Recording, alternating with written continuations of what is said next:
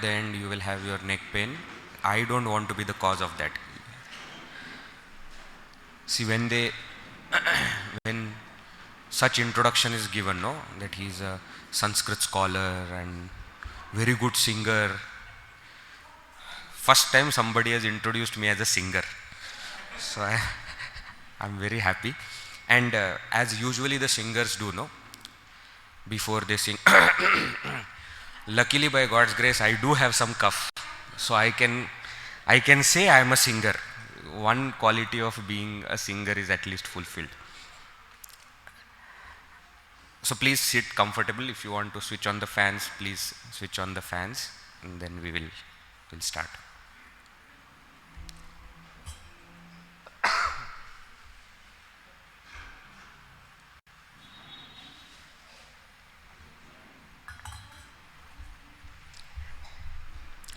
All can see me.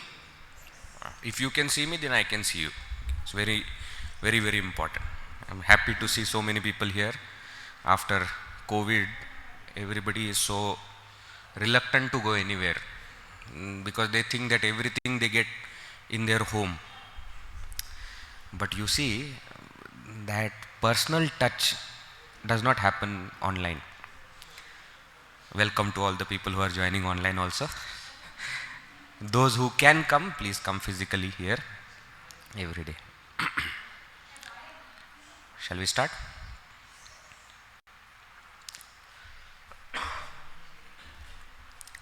We'll start with a small bhajan. You can repeat after me. प्रथम वंदन गौरी नंदन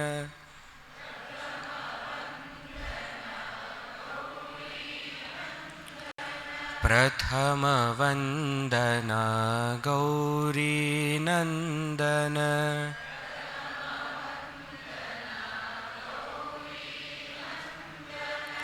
हे शिवनंदन पाहि गजानन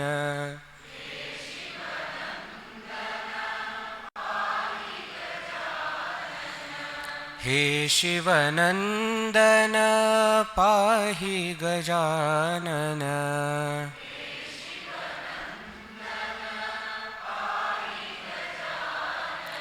प्रथम वंदन गौरी नंदन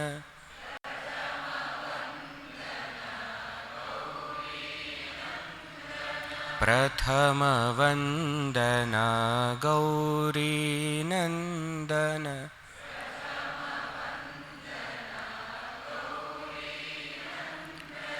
एकदंत गुणवंत विनायक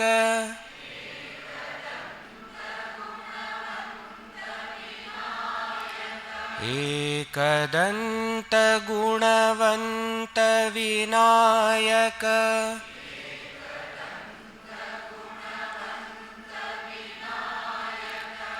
विघ्नहरण शुभ मंगल करणा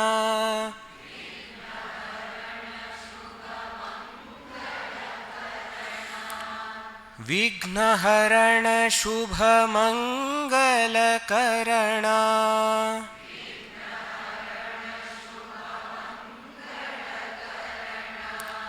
प्रणव स्वरूपा पाहि गजानन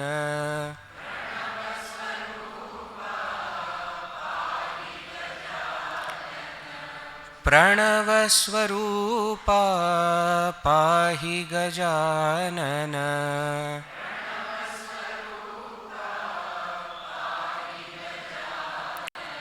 प्रथम वंदन गौरी नंदन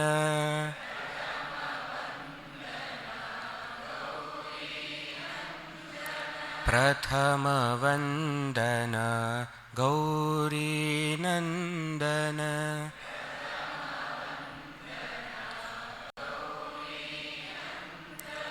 प्रथम वंदन गौरी नंदन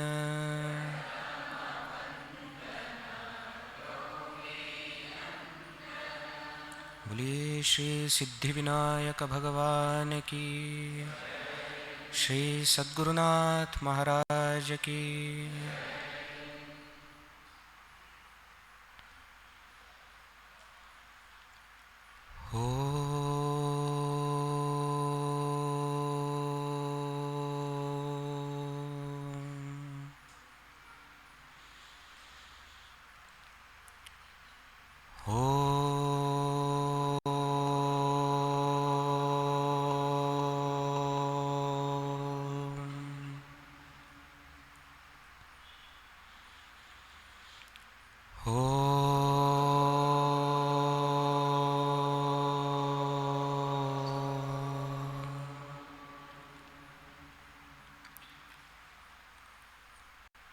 ॐ सहनाववतु सहनौ भुनक्तु सह वीर्यं करवावहै तेजस्विनावधीतमस्तु मा विद्विषावहै। ॐ शान्ति शान्ति शान्तिः। ॐ श्री गणेशाय नमः। ॐ श्री सरस्वत्यै नमः। ॐ श्री गुरुभ्यो नमः।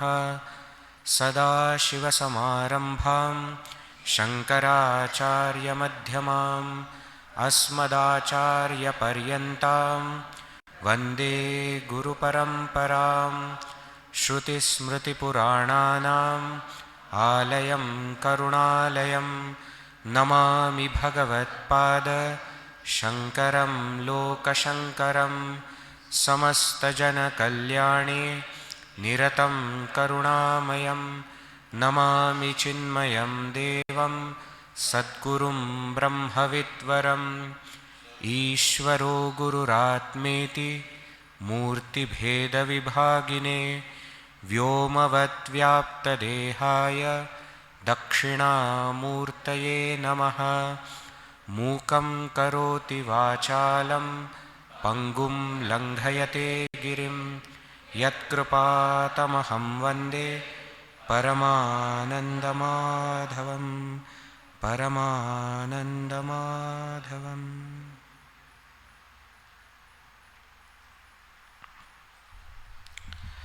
हरि ओम। In next 1 week we are going to study one very important and beautiful text. It is Kaivlya Upanishad.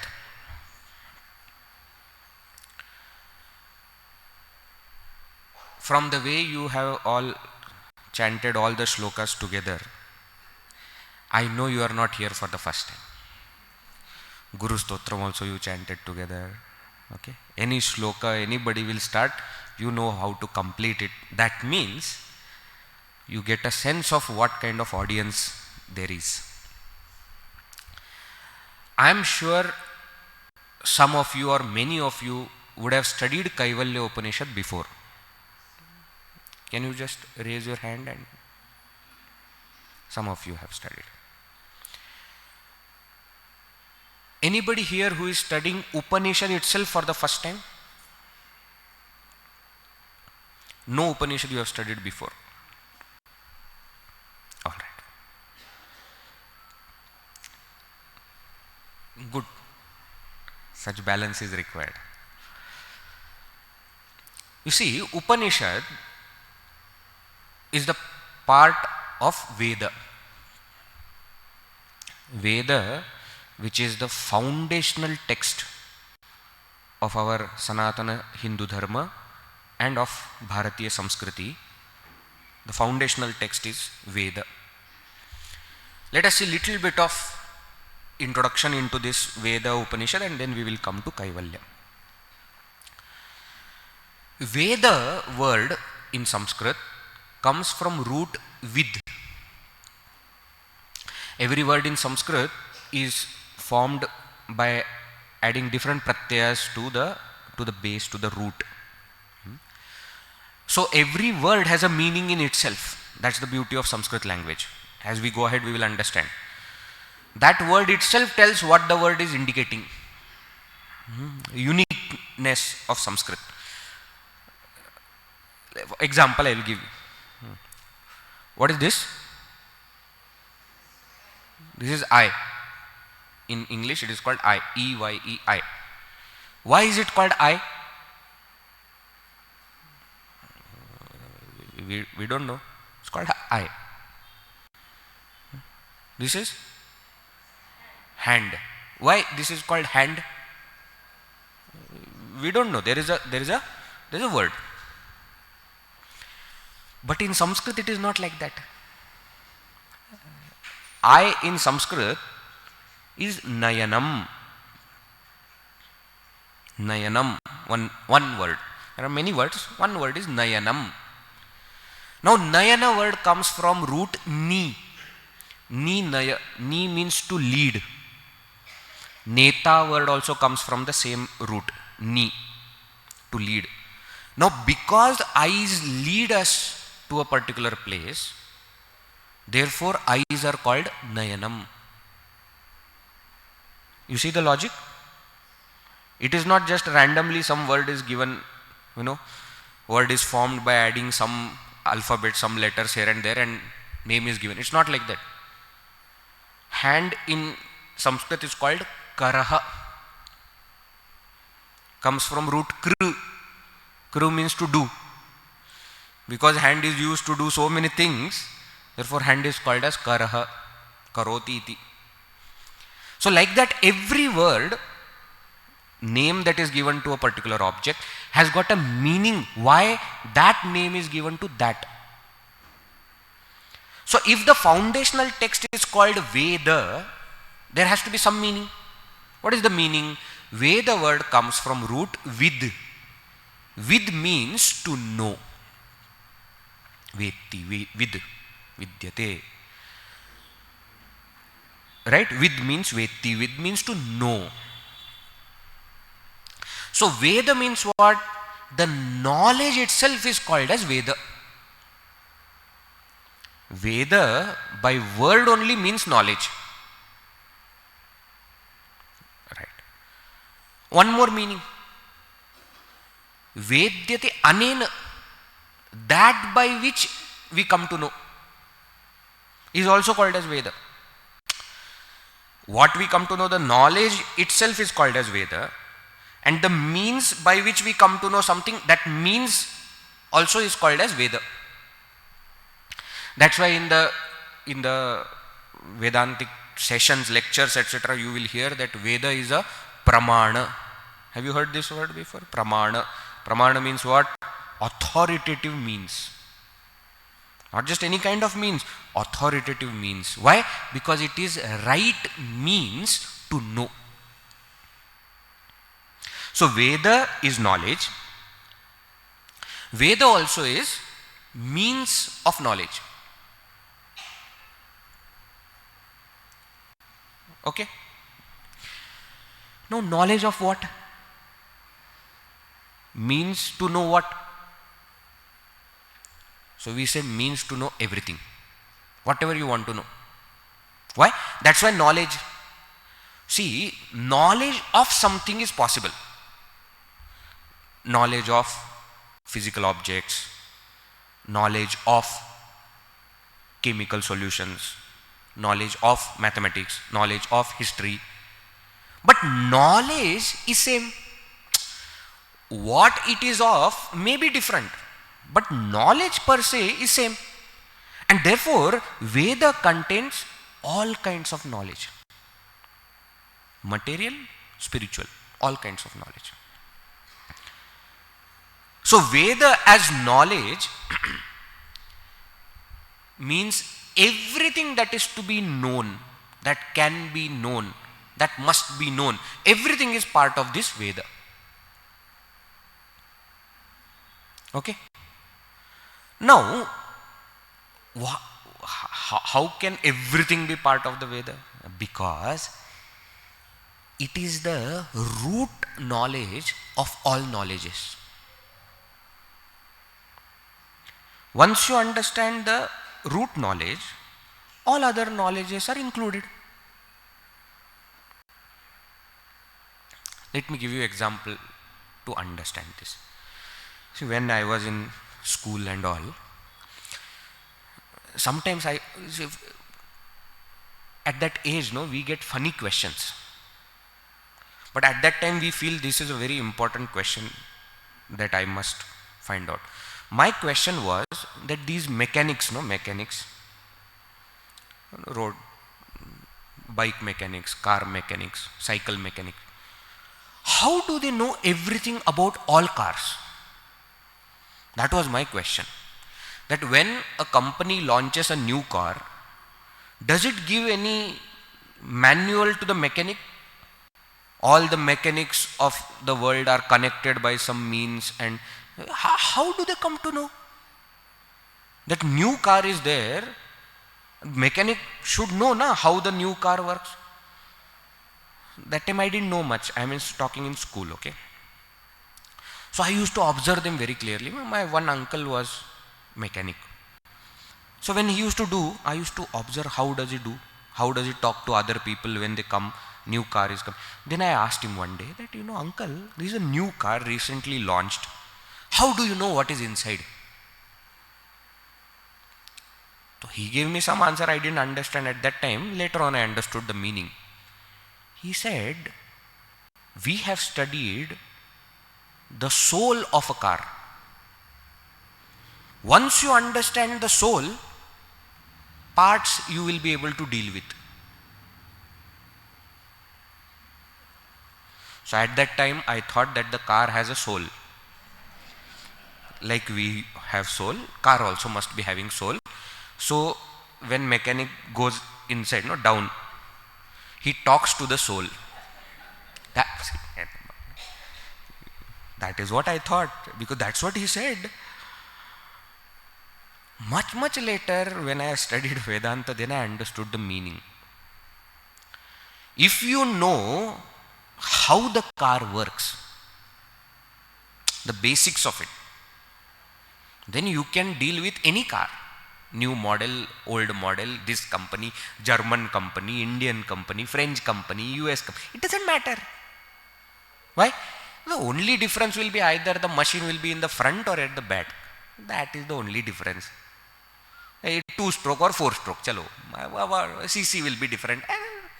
But you will know. Why? Because you have understood the essential point. Essential point is understood.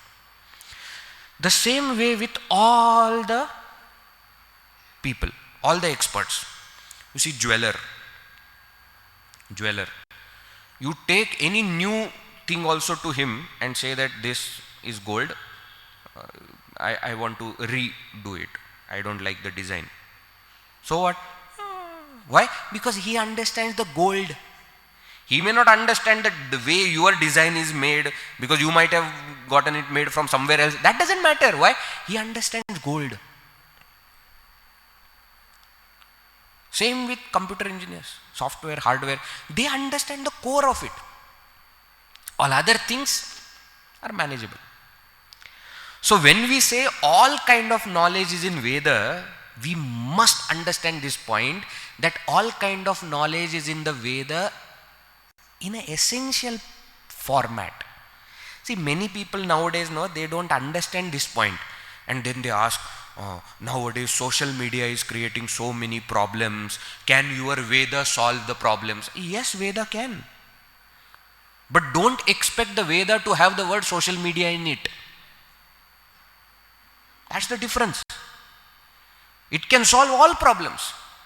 But don't expect that the direct solution to the surface level problem will be given in the Vedas. Why? Because Veda is a philosophical, foundational text. It will not deal with all the surface level problems. There are other texts for that. So Veda as knowledge of all means what? Everything that can be known, that must be known, is there in it, in the seed form, in the essential form. So far okay? Now this Veda, how did it come to be? Just like any other knowledge. We go to schools, colleges, etc., and we study physics. Okay? How physics came to be? What is physics? Physics is a set of physical laws, physical discoveries made by different scientists at different place in different time, all combined together in one book is called as physics. Do you agree? Am I making sense? Yeah. So can I say that physics is written by any one person? No, I cannot say that. So physics will have a complete section which is the discoveries made by Einstein, Newton, Archimedes, Galileo, so many other people, isn't it? So all those things put together is called the text physics. With me? So physics you cannot say is written by one person. Same way Veda is also not written by one person. Now you understand where I am going with this. Why? Because the moment we say Veda is apaurushaya, immediately people say, how can there be text without author? Why there cannot be? Why? Because knowledge is always eternal. Any kind of knowledge is apaurushaya. Forget about spiritual knowledge. Any kind of knowledge is apaurushaya. We say Newton came up with the law of gravitation. Okay? But the word that we use is he discovered the law of gravitation. Discovered. Which means what? The law of gravitation existed before Newton, during Newton, after Newton. Even the knowledge of law of gravitation existed before Newton. He just discovered it.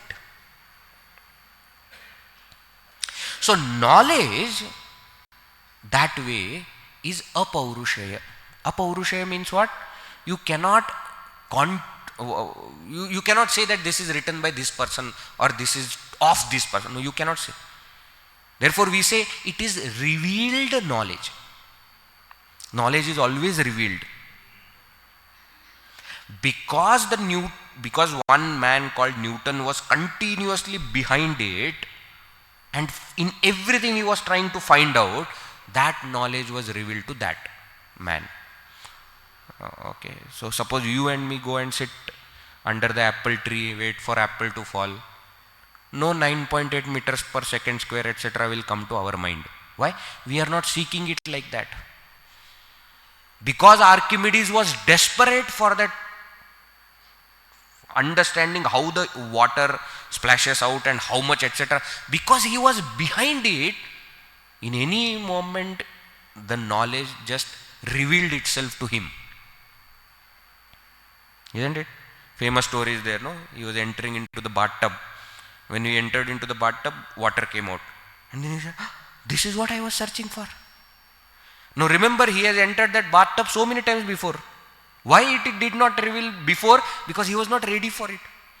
His continuous seeking and continuous practice, that made him ready for it, and that knowledge just got revealed to him. And then he started shouting, Eureka, Eureka. You know the story. Just like that,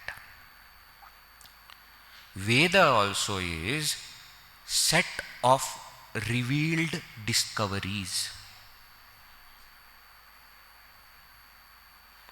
The only difference being, when the physics, chemistry, mathematics, biology, history, geography, these are the subjects which deal with the world, Veda deals with oneself. The object of knowledge, or let us say subject matter of the knowledge, Vishaya, is different. Method is same. Vishaya is different. That's why our Gurudev used to call Rishis as subjective scientists. He says, just as there are scientists of the objective world, these were the subjective scientists. Why? Because they wanted to find out something within themselves. So the body is there, inside the body there are senses. How many sense organs are there? 5 sense organs are there. How many organs of action are there? 5. How many pranas are there? Main pranas are 5, upapranas are 5. Then what kind of inner instrument do we have, and how can it be divided? All these are also discoveries done by subjective scientists. So many subjective scientists, whom we call as rishis, at different times in different places were seeking this knowledge, and the knowledge was revealed to them. The particular knowledge that they were seeking. Fine. And all that knowledge put together is what we call today as Veda. Any problem with this now? So Veda is Apaurushaya. And Veda contains what? Revealed knowledge to many rishis, where the subject matter of the knowledge, the Vishaya, is oneself. Oneself. As I said, Veda contains the knowledge of everything in the seed form. So in the knowledge of oneself, the knowledge of the entire world is already covered in essence, right? But that is not the main topic of the Veda. How to do a surgery is not the topic of the Veda. Veda will still tell you how to do it. You can still derive that knowledge from the Vedas, but that is not the main topic of the Veda. Okay? Just to give you example, 15th chapter Bhagavad Gita we all chant before food, etc. We say, aham vaishvanaro bhutva praninam deham prana apana samayukta pachamyannam chaturvidham. Now somebody takes a session by saying that Bhagavad Gita says that there are 4 kinds of food. Why? Bhagavan says pachami annam chaturvidham. Chaturvidham annam aham pachami. So there are 4 kinds of food, and then they will explain also, no? You must have that which can be chewed, that which can be sucked, that which can be licked, that which can be swallowed. 4 kinds of food. Who says? Bhagavad Gita says. Bhagavad Gita says that by the by. That is not the topic. Bhagavan is telling that Chaturvidham is additional information. The point there is, aham annam pachami. I am eating the food. I am digesting your food, which is of 4 types.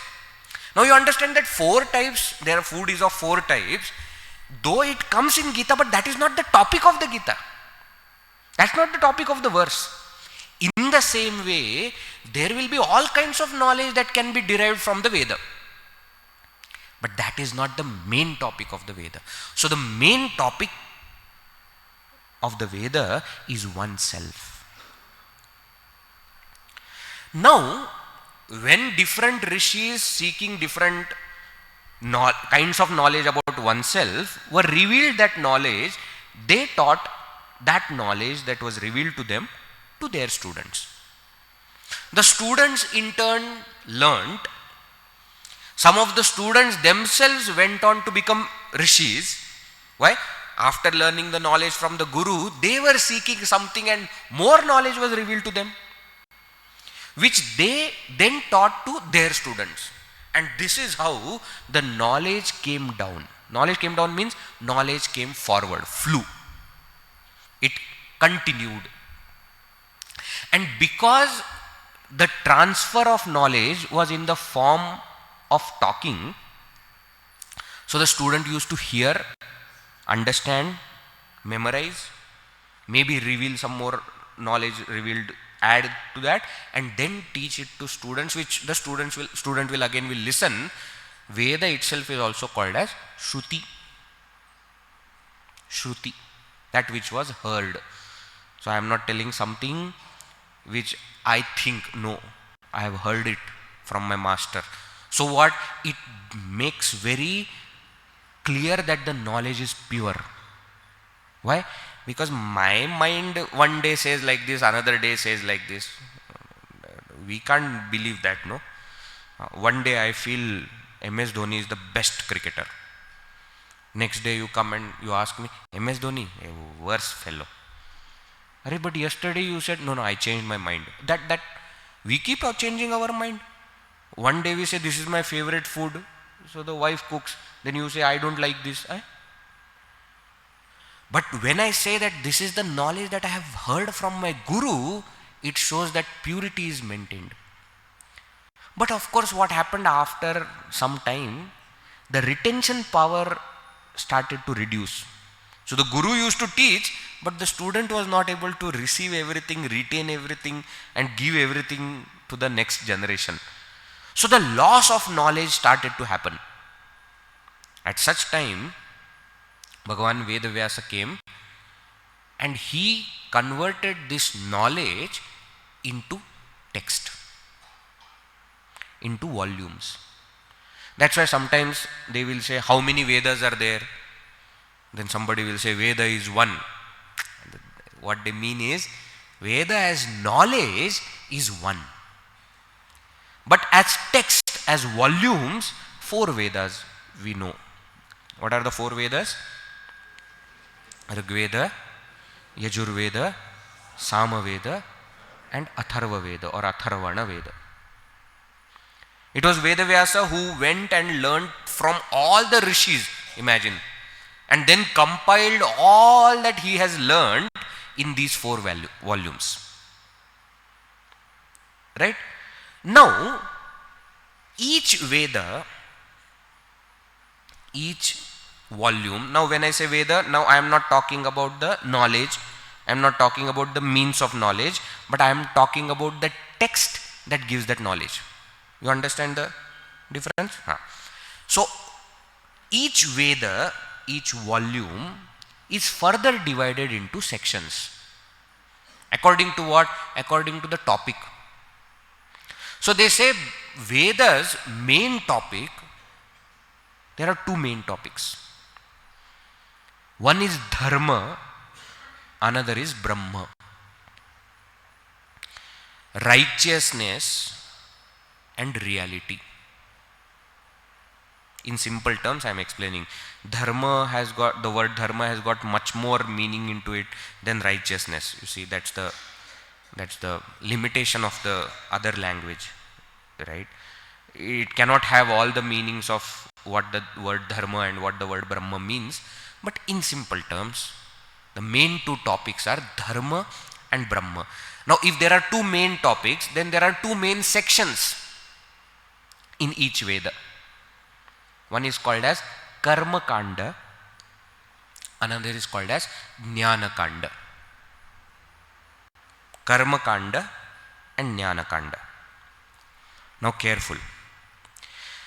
Karma Kanda is the section that deals with the topic of dharma and therefore tells us what action should I perform in which way to get which result. Careful. What action should I perform in which way to get which result is mentioned in Karma Kanda. So suppose I want a son, I am married, I am not getting a progeny, I want a son, then Karma Kanda section will tell you, if the desire is for getting a son, then the action is this and it should be done in this way.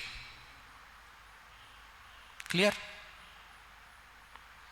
Please remember, when the goal is to get something of the world, either this world or some other world, then Karma Kanda section comes into play. So Karma Kanda section deals with the topic of dharma. Jnana Kanda section doesn't tell you what action to be performed, no, but what you should know to reach where. Why? Because Jnana Kanda is the section that will lead us to Brahma. So in another way, if you look at it, one portion of the Veda, which is called as the first section or the Karma Kanda section of the Veda, deals with action. Which action, which way to get which result. And the second section of the Veda, which is called as Jnana Kanda, deals with knowledge. That's why the word Jnana. Kanda means section. So Karma Kanda means section that deals with action. Jnana Kanda means the section that deals with knowledge. Now sometimes Karma Kanda itself, the section itself is divided into two. They will say Karma Kanda, Upasana Kanda, Jnana Kanda, and therefore they will say there are three sections of Veda, which is also fine. Why? Based on what are they doing that distinction? The physical action and the mental action. So Karma Kanda and Upasana Kanda, if you have two further divisions, then Karma Kanda will deal with the physical actions, Upasana Kanda will deal with the mental actions. Still in the realm of getting something of this world or of some other world. Still in the realm of action. And then the third section is Jnana Kanda. Okay? At any point of time, if you feel you are losing the track, please let me know. Okay? I will come back and explain. So sometimes they will say that each Veda has two sections.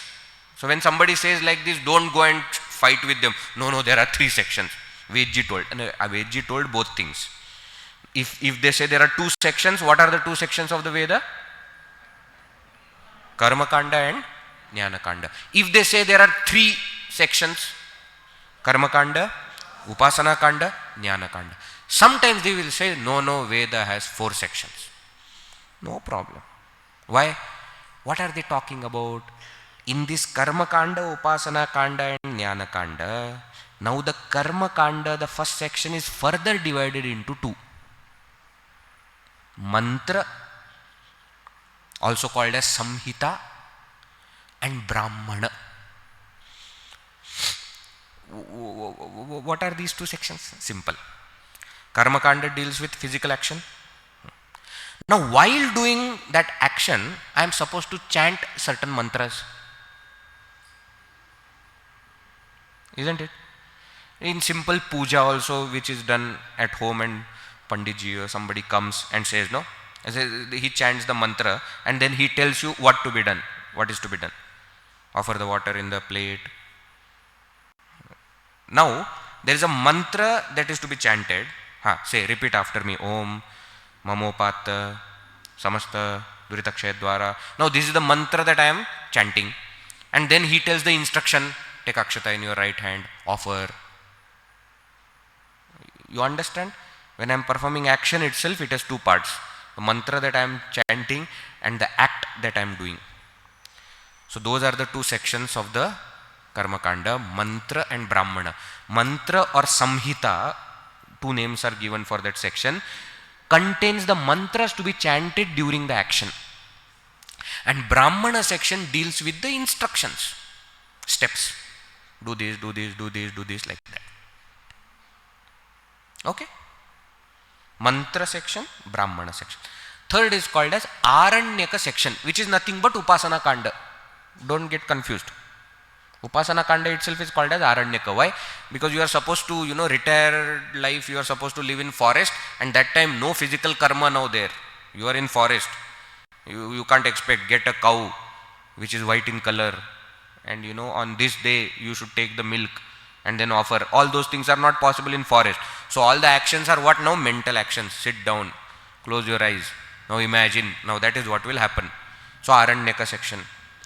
And then the third section earlier, which was called as Jnana Kanda, that itself is termed Upanishad. We have come now to the topic. So the four sections of the Veda, each Veda, are Mantra or Samhita, Brahmana, Aranyaka and Upanishad. So if they ask, what are the two sections? Karma Kanda and Jnana Kanda. What are the three sections? Karma Kanda, Upasana Kanda, Jnana Kanda. What are the four sections? Mantra or Samhita, Brahmana, Aranyaka, Upanishad. Mantra has the mantras to be chanted during the karma. Brahmana contains the instructions to be done during the physical activity. Aranyaka has the mental activities, and the Upanishad has the knowledge part. So in these 4 sections of mantra, Brahmana, Aranyaka and Upanishad, the first 3 sections deal with the topic of dharma and the last section deals with the topic of Brahma. Up to here also okay? Up to here is okay? Alright. Now we are going to discuss or study one Upanishad, which is the last section of the Veda. Now when we say these 4 sections also, please don't think that as a book there are 4 200-page book, first 50 pages mantra section, next 50 pages. It is not like that. These are topically arranged, not physically arranged. So Upanishad means what? That portion which deals with the knowledge part, which deals with Brahma. It can come anywhere. It can come in mantra section also, it can come in Brahmana section also, it can come anywhere. Topically it is the end portion, the final knowledge that the Veda, that the text wants to give, and that is what is called as Upanishad. Therefore another name for Upanishad is Vedanta. This word you all have heard, Vedanta. Vedanta means what? Vedasya antaha, the end portion of the Veda. End portion means what? Topically the final culminating portion which deals with knowledge of Brahman. That is called as Vedanta. That is nothing but Upanishad. Okay. So we have 4 Vedas. Each Rigveda, Yajurveda, Samaveda, Atharvaveda, each of the 4 has got these 4 sections. Mantra section, Brahmana section, Aranyaka section, Upanishad section is there. Okay. Not physical section but topical sections. And therefore in each Veda there are many Upanishads. How many total Upanishads are there? I don't know. Sometimes they say 2000, sometimes they say 1000. One Upanishad called Muktiko Upanishad gives list of 108 Upanishads. And it includes itself as the last. So at least 108 Upanishads are there. Okay. But out of these 108 Upanishads, 10 Upanishads are called as major Upanishads. Mukhya Upanishad. Why? Because the great scholar Veda Vyasa, who compiled the Vedas, who compiled the Puranas, who wrote the 18th Purana called Srimad Bhagavatam, who also wrote the great historical text called Mahabharata or Jaya, who also wrote Brahma Sutra expounding the Vedanta philosophy. While writing Brahma Sutra, he took these 10 Upanishads and did a thorough analysis of these 10 Upanishads. So it is like his PhD thesis. Okay, and his area was 10 Upanishads. And how did he choose these 10 Upanishads? He chose these 10 Upanishads from all the 4 Vedas. Just to prove a point that every Veda, every Upanishad is trying to tell you the same thing.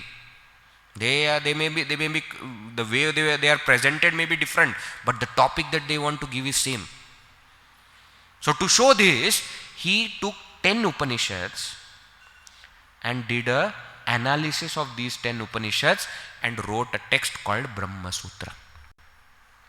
Now because he used these 10 Upanishads for analysis while writing Brahma Sutra, the great commentators who wanted to establish the philosophy, like Bhagavan Shyadi Shankaracharya, who wanted to establish Advaita Vedanta philosophy, what they did, they wrote commentary on these 10 Upanishads.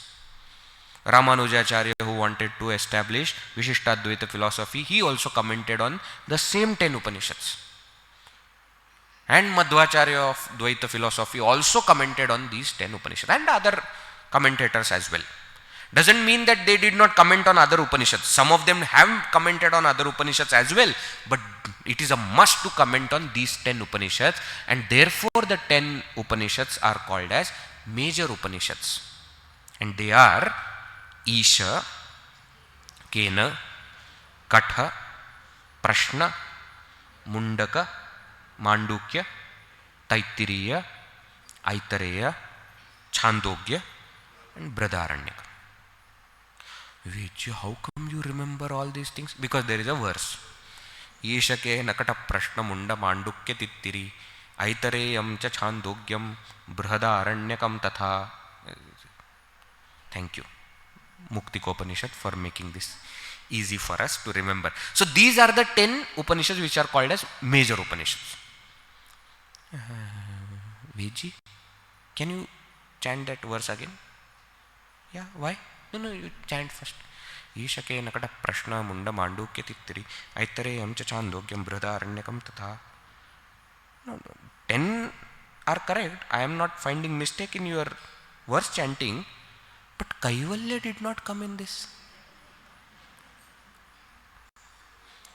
That is because Kaivlya Upanishad is one of the minor Upanishads.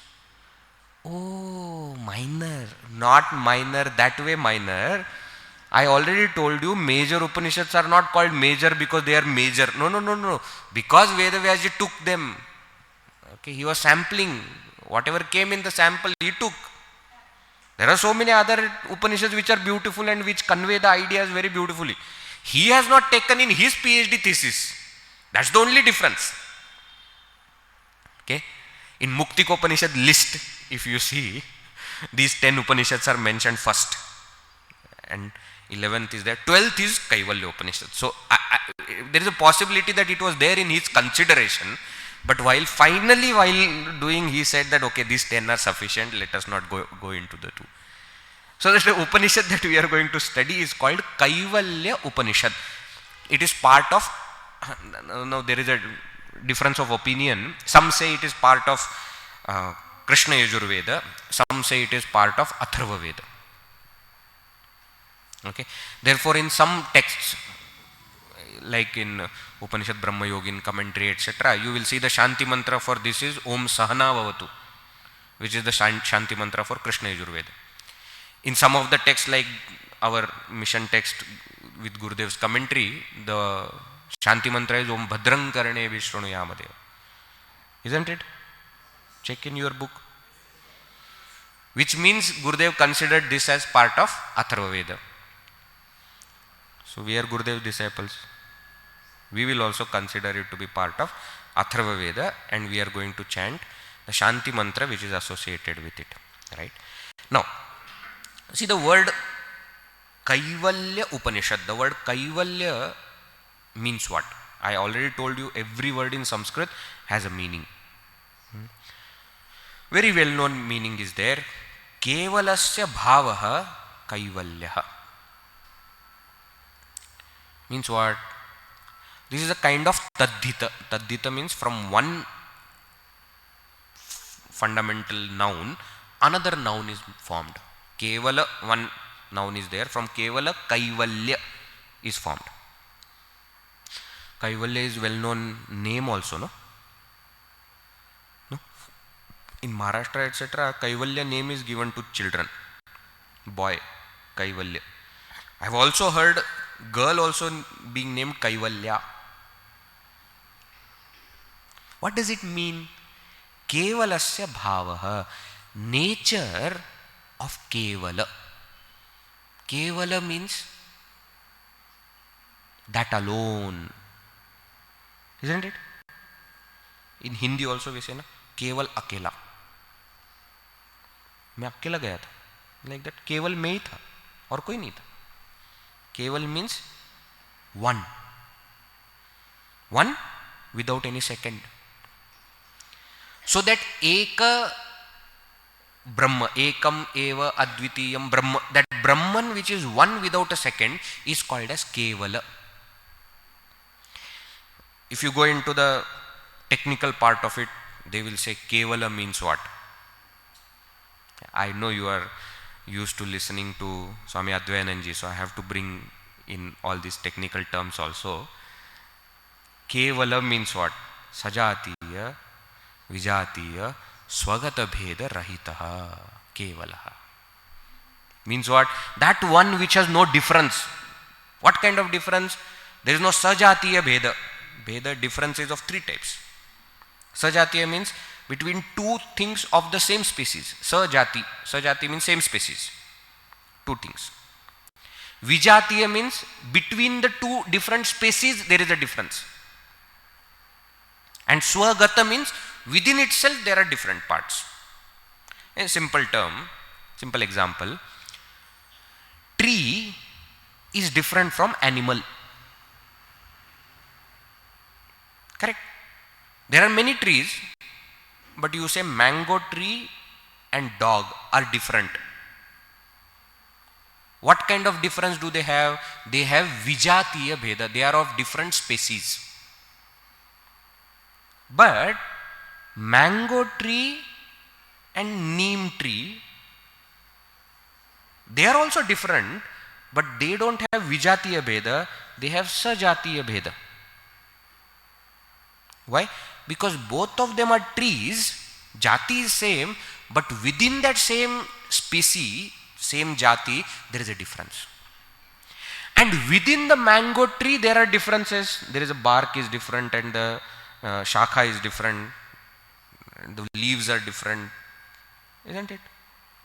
The mango is different. Now what is this? All are part of the same species and same tree also, but within that tree there are differences. This is called Swagata Bheda. Now what do you mean by Kevala? Kevala means it is that which has nothing different from it, of different species. It has nothing different from it of the same species. And it has nothing within itself which have differences. So Sajatiya, Vijatiya, Swagata, Bheda Rahita. That is the nature of that Brahman. That which is the nature of that Brahman, Kevalasya Bhava, is called as Kaivlya. Kaivlya word is the word that is used synonymously for moksha. We say Kaivlya moksha. Moksha means liberation. Now we will see the connection between Kaivlya and moksha tomorrow. But the point is, Kaivlya word means, by definition of the word, the way the word is formed, it means Kevalasya Bhavaha, the nature of that one reality. That is called as Kaivlya, Kevalasya Bhavaha. So the Upanishad, the topic of the Upanishad is knowledge of Brahman. That is why it is called as Upanishad. And in that also, what is it going to talk about? It is going to talk about Kaivlya. It is going to talk about moksha. Okay? So far okay? So we understood what is Veda, what is that knowledge. We understood how the Veda earlier was called Shruti, then it became volumes. Then how the division in the Veda is, what is the meaning of the Upanishad, I mean what section is called the Upanishad. In that also we understood major Upanishads, minor Upanishads. Why is that difference? In the content there is no difference, but whether it was taken by Veda Vyasji or not, that's the only difference. In that we came to Kaivlya Upanishad, which is part of Atharva Veda, or sometimes they say which is part of Krishna Yajur Veda also. And in that we understood the meaning of the word Kaivlya. Okay. Let us conclude today's session by chanting the Shanti Mantra. I will chant, you repeat after me. I know you know the mantra, but still, as the tradition, I will chant, you repeat after me.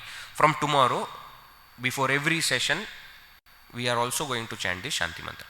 We have other things also that we chant. This also we will chant. Please repeat. Om Bhadram Karnebhi Shrunuyama Devaha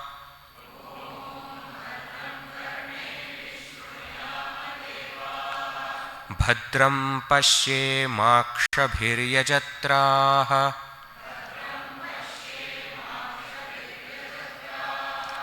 स्थिरैरङ्गैस्तुष्टुवागंसस्तनूभिः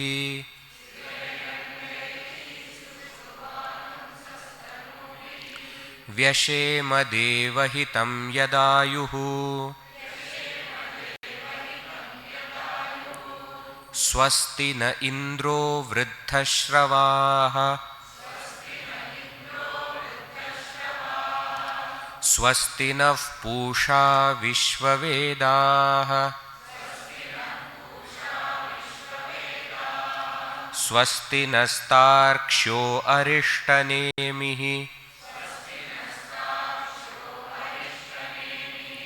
स्वस्ति नो बृहस्पतिर्दधातु ॐ शान्ति शान्ति शान्तिः.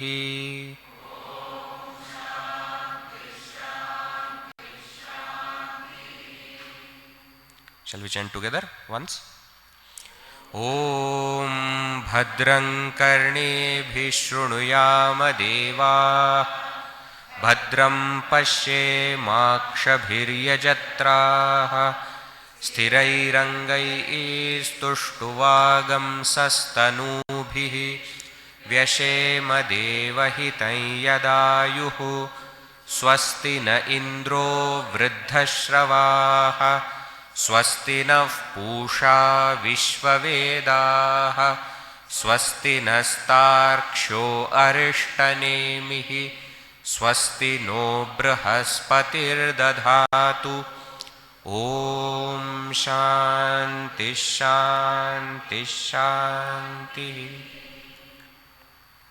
Tomorrow we will see the meaning of this Shanti mantra and then we will enter into the Upanishad. Today I gave an introduction of Vedas, okay, not the introduction in the sense why are we here, what is Brahma Vidya, etc., because that is the topic which will come in the first mantra itself. Okay, so that time we will see why are we studying this text, why should anybody study this text, okay, what is it that I am going to get, right? All those things will be covered as the text itself will take it up. Therefore we will see that in tomorrow's session. Okay, today lot of information might have been there, sometimes it is required. Okay, and some of you may feel, what is this, there are so many terms. First few days it will be like this, then you will get used to it. And many of you now, when I say there are 3 sections, you yourself start saying karma kanda, upasana kanda. So many times you have heard. Okay, so those who are listening for the first time, don't get overwhelmed. In time it will become part of you. Okay, and those who already know this, chalo, one more repetition happened, nothing, no loss, right? We will conclude today. We will continue tomorrow at 6:30. Om Purnamadah Purnamidam Purnat Purnamudachyate Purnasya Purnamadaya Purnameva Vashishyate. Om Shanti Shanti Shanti. Harihi Om Shri Gurubhyo Namaha. Harihi Om.